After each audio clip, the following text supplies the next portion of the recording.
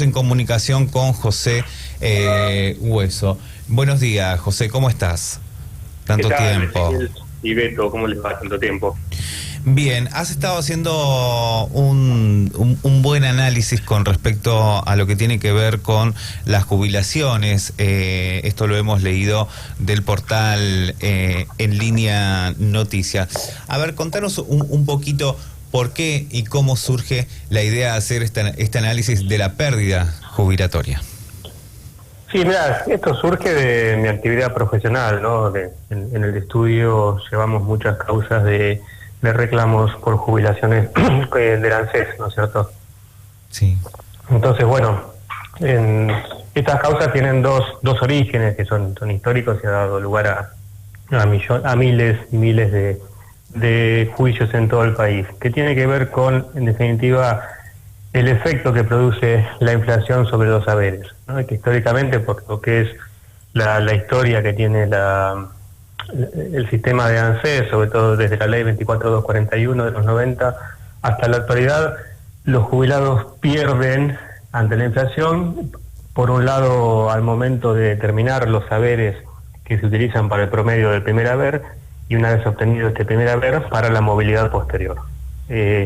Ahora, específicamente, lo que sucedió ahora es que había una ley desde el 2008, es una ley superadora, que después de más de una década y media de que el ANSES no recalculara los saberes mensualmente o en forma regular de acuerdo a la inflación, se dictó la ley 26147, que estableció un índice combinado que tenía en cuenta la recaudación, la inflación, los saberes, en definitiva una serie de variables muy razonables que inciden sobre el haber y sobre la capacidad de pago de ANSES. Posteriormente, esta ley estuvo vigente hasta que en el diciembre de 2017, recordarás lo que fue la votación de esta ley, el gobierno de Macri sancionó la ley 27426, que modificó ese índice y estableció otro índice combinado que tenía en cuenta solamente la inflación y el aumento de los salarios privados, ¿no? Sí. Hay una trampa que estableció el gobierno de Macri, que además de poner un índice que daba menos que el anterior, es que se comió 3 meses de aumentos por una trampa, digamos, se pasó de un aumento que era semestral a uno trimestral, pero el primer cálculo lo hicieron sobre 3 meses.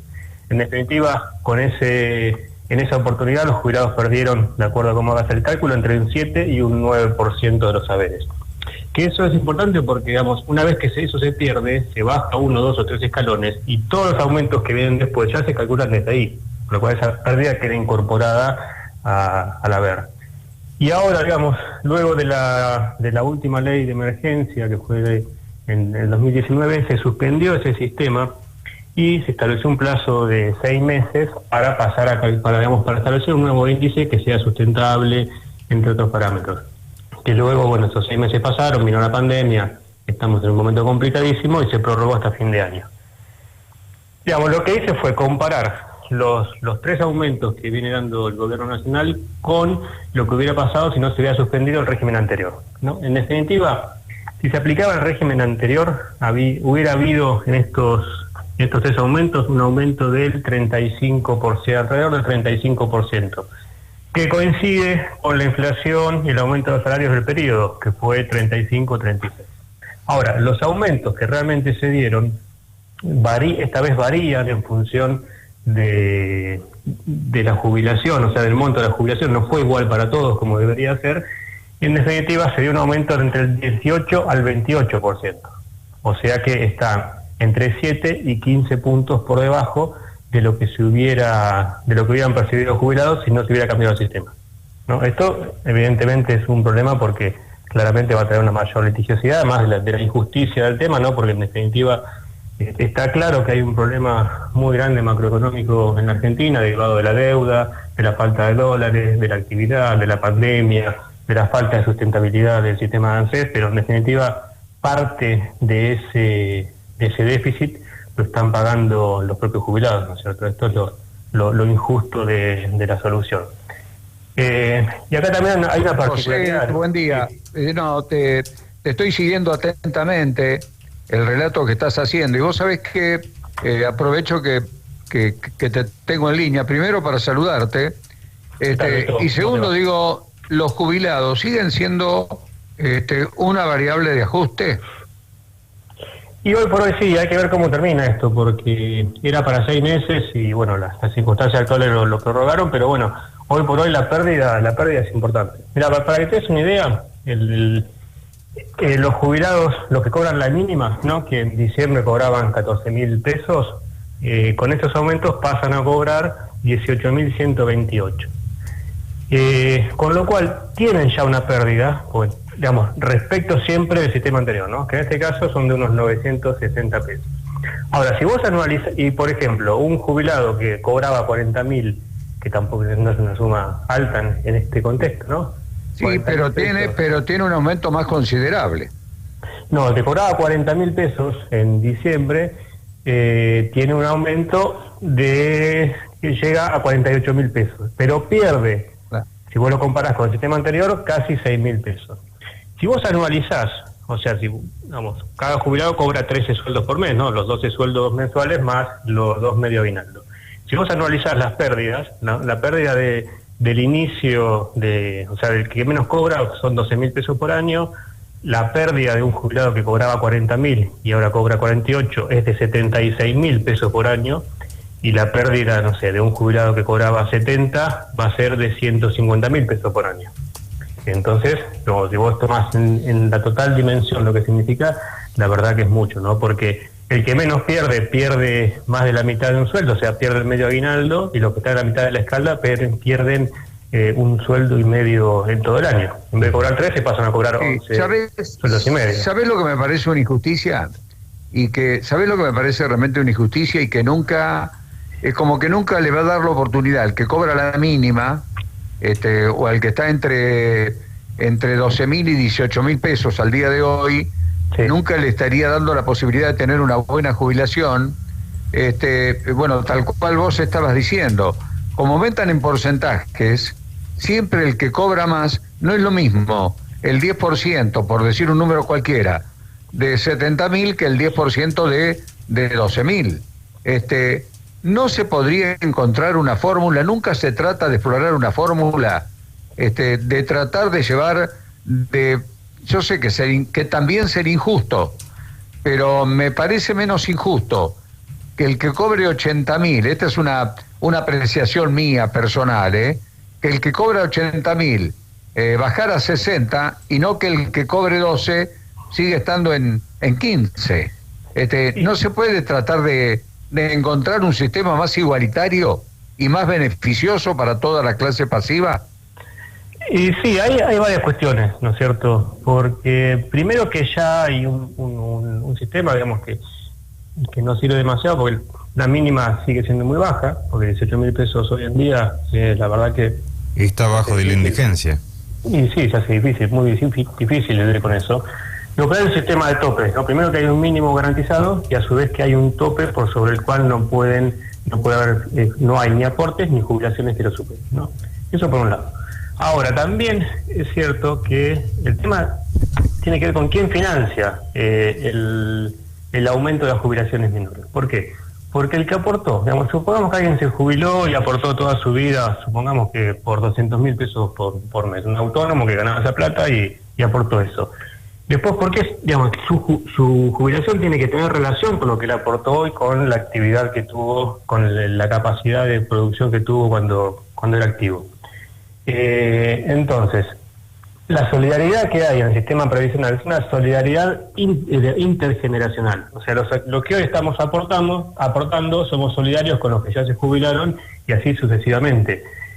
Y no es una solidaridad entre jubilados, que el que más cobra le tiene que ceder parte de sus ingresos y dárselos al que menos cobra, porque eso en definitiva estaría pagando 2 veces, pagó cuando estaba en actividad y paga cuando ya está jubilado para que el sistema, digamos, sea un poco más equitativo. Entonces, es cierto lo que decís, pero me parece que la financiación de ese aumento de los que menos cobran tiene que venir de otros recursos y no de otros jubilados que ya no tienen capacidad tampoco para generar ingresos por su lado, ¿no es cierto? O sea, acá hay varias cuestiones que se entrelazan para eso que decís, pero básicamente es esa, ¿no es cierto? Una justicia con la contribución que realmente hizo cada uno mientras estuvo en actividad y a su vez una solidaridad entre generaciones para que el sistema sea sustentable.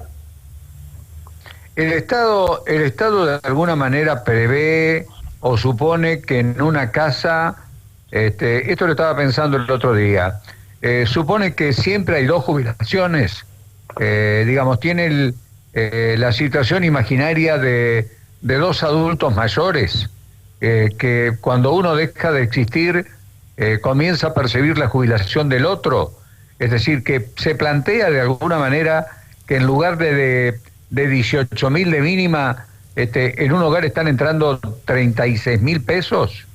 No. Esto, digamos, hay lugares que sí, que hay dos jubilados, hay lugares que no, o hay lugares que hay un jubilado que falleció que vive solo. Claro, sí, por eso. Eso no tiene nada que ver con el mínimo que se cobra. No, el mínimo es el mínimo, está puesto en función de las contribuciones que se hicieron de vida y a su vez de la capacidad de pago en definitiva que tiene ANSES. Digamos, obviamente al gobierno nacional le encantaría poder subir los mínimos, pero hoy la realidad es complicada y lo que, digamos, un poco critico, sobre todo desde mi ámbito profesional, es que en definitiva hoy se estableció un índice y un sistema de aumentos que no está relacionado con ningún índice de inflación, digamos, porque no se estableció como era el sistema anterior en función del avance de la inflación o de los salarios o de los dos. Se estableció en función de la discrecionalidad que tendrá que ver más con la capacidad de recaudación y mirando la inflación que con lo que realmente pasó. José Alejandro Male te saluda, ¿cómo andás? José, te hago una última, perdóname Alejandro, hago por mi parte una última pregunta. ¿No es perverso hablar de una canasta de 45.000 pesos y después decirle a un jubilado que va a cobrar entre 2 y 18? Pero no estoy hablando de este gobierno, de todos los gobiernos en general. Sí, claramente que es perverso y es injusto y es otra de las tantas deudas que creo que tiene la democracia argentina, ¿no? Si vos mirás los problemas recurrentes o estructurales que tenemos desde antes del 83, digamos, pero tomemos el periodo democrático, son básicamente los mismos, ¿no? Una pobreza creciente, un problema de las jubilaciones que nunca se solucionó.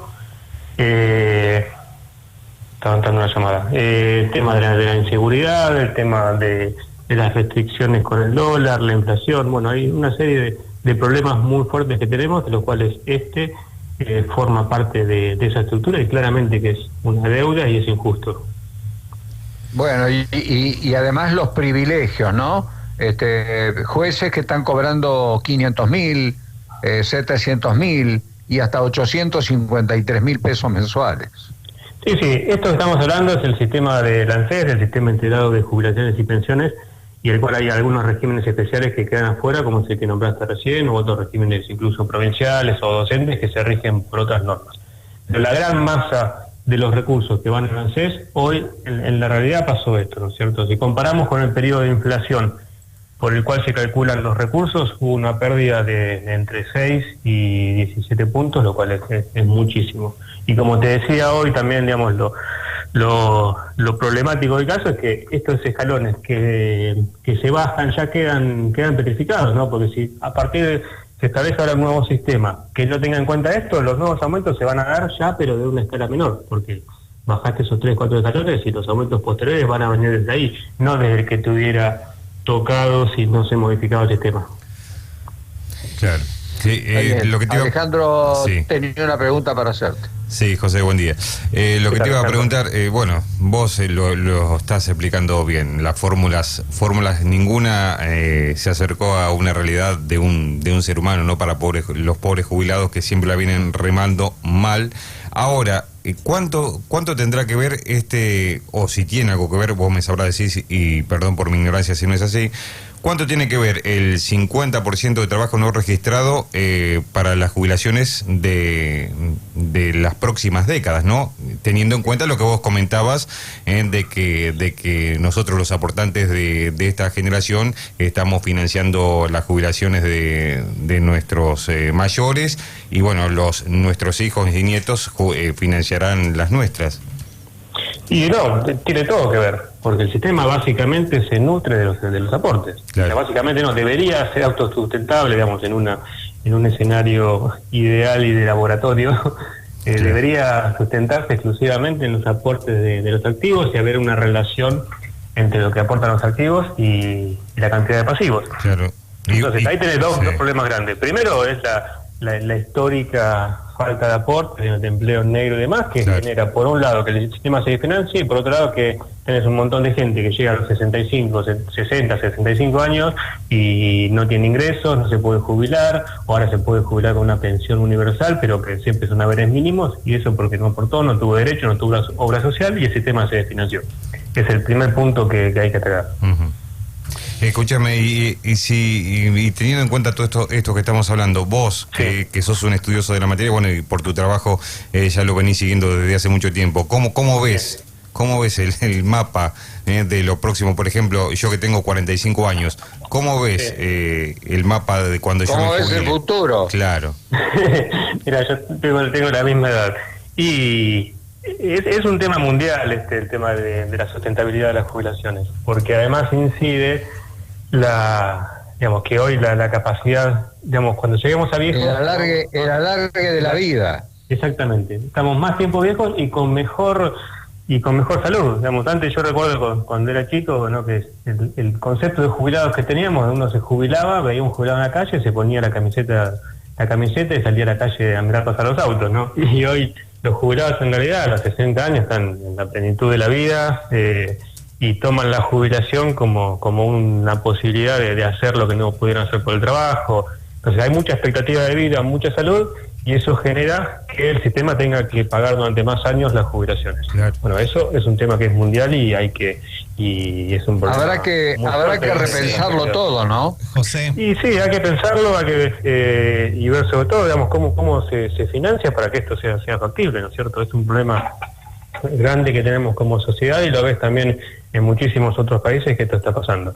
El tema es que son cuestiones que si no se abordan ahora, o sea, con los aportes de ahora, cuando cada vez que pasa el tiempo es cada vez mayor, y si no termina como siempre en Argentina, ¿no?, que tomamos alguna decisión cuando ya el subsistema en crisis explotó, ¿no es cierto? Y eso la verdad que no, si a las pruebas me remito, hay muchísimas cosas que no se han solucionado por esa mecánica que tenemos.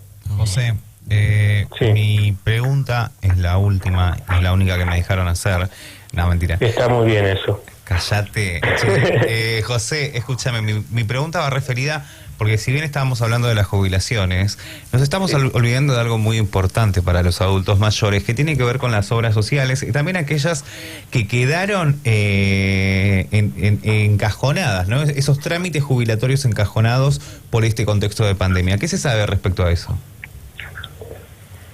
Mira, la respuesta que han dado, tengo también lo que hemos podido ver sobre todo mi trabajo profesional. Digamos, esta pandemia nos reconfiguró a todos, y en algunos casos, digamos, sí que yo lancé el IPS para seguir con este tema, debería haber establecido sistemas, digamos, para seguir, ¿no? Porque obviamente que las jubilaciones son esenciales.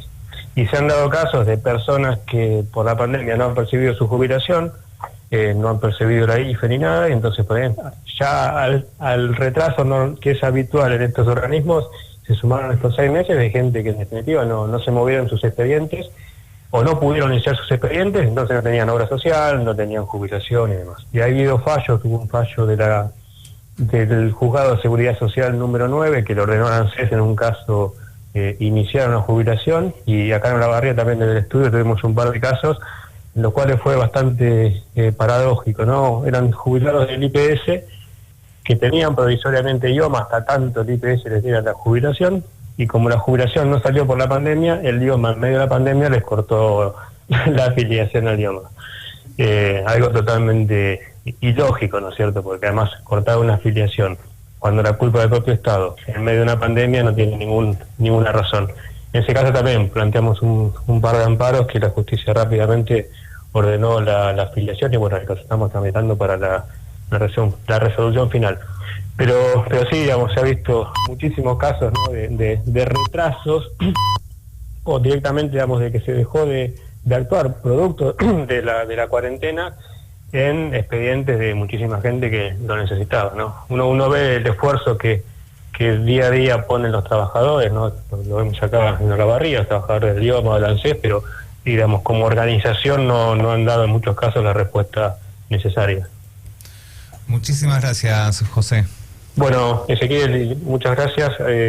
También Alejandro. Muchas gracias, muy atento. Gracias a vos. No, a ustedes. Así dialogábamos con José González Hueso de distintos temas que tienen que ver con el tema de las jubilaciones, IOMA y también esas jubilaciones que han quedado estancadas. Me he olvidado de leer mensajes.